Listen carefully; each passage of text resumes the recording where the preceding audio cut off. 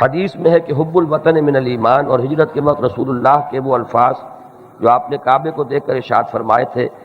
کعبے کے شہری آئے شہر مکہ تو مجھے عزیز ہے مگر تیرے شہری مجھے رہنے نہیں دیتے،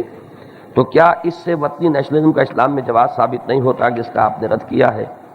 حب الوطن من الایمان، اول تو یہ میں صحیح طور پر نہیں جانتا کہ یہ حدیث ہے یا نہیں، اور اس کی سند ہے تو کیا ہے، لیکن میں اس کی نفی نہیں کرتا۔ ایک ہے وطن سے محبت ہونا، ایک ہے وطن کی بنیاد پر قومیت کا تشکیل پانا، ان دونوں میں زمین و آسمان کا فرق ہے۔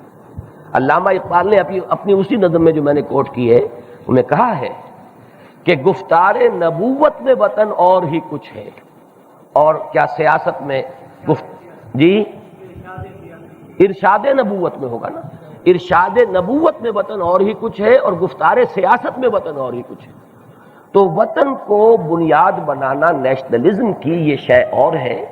اس سے تو در حقیقت خود مولانا مدنی رحمۃ اللہ علیہ نے کہا تھا کہ میرا مطلب ہرگز یہ نہیں ہے، جو کہ رپورٹ کیا گیا اخبارات میں، اور علامہ اقبال کی اور مولانا مدنی رحمۃ اللہ علیہ کی پوری خط و کتابت جو ہے وہ پھر میں نے میثاق میں پروفیسر یوسف سلیم چشتی صاحب کا ایک مضمون تھا وہ شائع کیا۔ تو یہ بات تو اصل میں سبھی مانتے ہیں کہ اسلام میں وطنیت کی بنیاد پر قومیت نہیں ہے، بس یہ بات۔ باقی وطن سے محبت کریں، آپ سے کون کہتا ہے کہ آپ اپنی اولاد سے محبت نہ کریں، والدین سے محبت نہ کریں،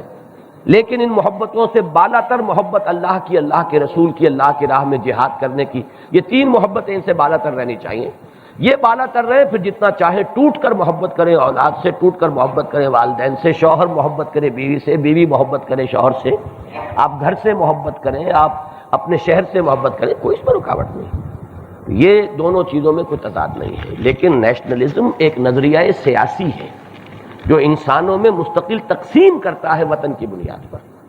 یہ چیز جو ہے در حقیقت روح اسلام کے منافی ہے، اور اس میں علامہ اقبال کا موقف بالکل صحیح ہے۔